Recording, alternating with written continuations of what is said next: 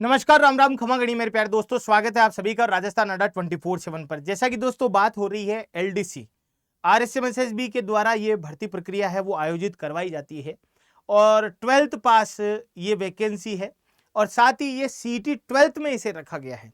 तो CET 12th का पूरा प्रोसीजर है वो तो खत्म हो गया। अब कुछ ही दिनों के अंदर आपके सीईटी ग्रेजुएशन और सीईटी 12th के रिजल्ट है वो धीरे धीरे पर्टिकुलर वैकेंसियों के लिए घोषित किए जाएंगे। सबसे पहले तो एक वैकेंसी है मोटर विभाग के अंतर्गत, उसका रिजल्ट आने के बाद इन सभी की प्रक्रिया है वो शुरू होगी। तो यहां पर कब आएगी विज्ञप्ति, तो उसके बारे में मैंने आपको बात बता दी है। जैसा कि आपको यहां पर दिखाई दे रहा है कि एक तो रीट जो लेवल भर्ती थी उसका और एक मोटर वाहन उप निरीक्षक सीधी भर्ती 2021 के अंतिम परिणाम को जारी करने के कार्य की वजह से आगे की जो प्रक्रियाएं हैं वो यहां पर रोकी गई है ना, और इसीलिए थोड़ा सा इनको टाइम लिया गया है। और अब ये जैसे ही रिजल्ट जारी हो जाएगा तो इस रिजल्ट के जारी होने के बाद में बहुत सारे नोटिफिकेशन आपको यहां पर देखने को मिलेंगे जो बेसिकली किससे रिलेटेड होंगे, सीईटी से रिलेटेड होंगे। वो चाहे सीईटी आपके ग्रेजुएशन हो या फिर सीईटी क्या हो आपके 12th हो। देखो राजस्थान पुलिस का भी नोटिफिकेशन आपने देख लिया होगा। तो राजस्थान पुलिस का तो क्या पहले आ गया, तो पहले प्रोसीजिंग चल रही थी, तो अभी बीच में थोड़ी सी आपके प्रोसेस को होल्ड किया गया है रिजल्ट जारी करने के बिहाफ पर।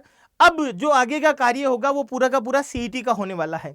तो विज्ञप्ति है वो आपको जल्द ही देखने को मिलेगी, लेकिन इसकी जो परीक्षा है एलडीसी की वो कैलेंडर के अंदर भी दर्शाई गई है। जैसा कि आपको यहाँ पर अगर थोड़ी सी आप नजर डालें तो इस जगह थोड़ा नीचे जाएंगे आप तो ये देखो जी 14 नंबर पॉइंट के ऊपर आपको दिखेगा कनिष्क सहायक संयुक्त सीधी भर्ती परीक्षा, जो कि यहां पर आपको डेट देखने को मिलेगी मार्च अप्रैल के अंदर। अब ये परीक्षा होगी या नहीं होगी इसके ऊपर अभी सबसे बड़ा प्रश्न चिन्ह है। क्यों है? क्योंकि इस समय बोर्ड के एग्जाम्स भी होते हैं और साथ ही लोकसभा के चुनाव भी आपको देखने को मिलेंगे।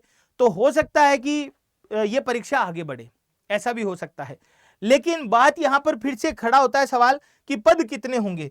तो देखो पदों के बारे में कभी आपने 450 सुना होगा, कभी आपने 4500 सुना होगा, कभी 5500 सुना होगा, कभी आपने 18,000 सुने होंगे, कभी 15,000 सुने होंगे। लेकिन ये जो पद है लगभग 10,000 के आसपास, 10,000 प्लस पदों के ऊपर यह भर्ती प्रक्रिया वो पूरी करवाई जाएगी। जैसा कि अभी आपको ज्ञात है कि कई आपके प्रशासनिक ढांचे के अंदर भी अपने बदलाव किया गया राजस्थान के अंदर, और साथ ही शिक्षा विभाग जैसे जो आपके पीपीओ के माध्यम से बहुत सारी पोस्टें सृजित की गई है। उसके अलावा आपके सचिवालय है, आरपीएससी है, और इनके माध्यम से हर डिपार्टमेंट के अंदर आपके एलडीसी की आवश्यकता पड़ती है। तो एक साथ ही, और ये वैसे ये भर्ती है वो आपके 2022 में तो एग्जाम हो जाना चाहिए था, और जिस टाइम 2022 में एग्जाम हो जाना चाहिए था उस टाइम 18,000 पदों के ऊपर चर्चा चल रही थी। तो अब मान के चलो कि एक बार भी अगर पद आएंगे तो 10,000 प्लस पद जरूर आएंगे। अभी तक जो पदों की अभ्यर्थना 450 के लगभग जो पदों की अभ्यर्थना आ रखी है वो आपके एक ही विभाग के अंतर्गत आ रखी है ना। तो एक विभाग में, और वो भी छोटा सा विभाग है, तो इस वजह से अब बड़े बड़े जो पदों की आपके अभ्यर्थना है वो बड़े बड़े विभागों के माध्यम से भेज दी गई होगी शायद। क्योंकि देखो महिला सुपरवाइजर है उसकी अभ्यर्थना आ चुकी है, तो महिला सुपरवाइजर का भी आपको यहाँ पर देखो पर्यवेक्षक महिला सीधी भर्ती परीक्षा, छात्रावास अधीक्षक है इनकी अभ्यर्थना आ चुकी है। उसके अलावा आपके पटवारी की अभ्यर्थना तो डबल आ चुकी है बोर्ड के पास में। अब बोर्ड है वो विधिवत रूप से आगे की प्रक्रियाएं हैं वो पूरी करवाने वाला है। मैं आपको बता देना चाहता हूं यहाँ पर छोटी सी चीज कि एलडीसी के अंदर, अब देखो एलडीसी के सिलेक्शन प्रोसेस की अगर बात करें तो एलडीसी का जो सिलेक्शन प्रोसेस है उसमें जो सबसे पहला पड़ाव है वो आपके सीईटी 12th है। सीईटी 12th में अगर आपके अच्छे मार्क्स बन रहे हैं तो फिर आपके मुख्य परीक्षा होगी यहाँ पर, और मुख्य परीक्षा बिल्कुल उसी प्रकार होगी जिस प्रकार से पहले हुआ करती थी, जिसमें पहले पेपर के अंदर आपके 150 क्वेश्चन थे और 100 अंक का पेपर है वो आपसे पूछा गया था वहां पर, और दूसरा जो पेपर था उसमें भी आपके 150 प्रश्न ही थे, 75 हिंदी के और 75 आपके इंग्लिश के।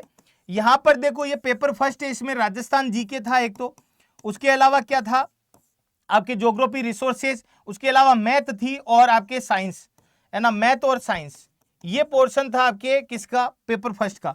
सेकंड में क्या था, इंग्लिश और हिंदी, इंग्लिश, उसके अलावा क्या था, हिंदी था। और फिर उसके बाद में आपके टाइपिंग, जो तीसरा काम होगा वो आपके कौन सा होगा, टाइपिंग टेस्ट है वो यहाँ पर होने वाला है। फिर उसके बाद में आपके दस्तावेज सत्यापन का कार्य होगा। तो देखो, मुख्य परीक्षा की अगर आप तैयारी करना चाहते हैं तो आप लोगों के लिए फ्री स्टडी मटेरियल है अड्डा 24/7 की मोबाइल एप्लीकेशन पर।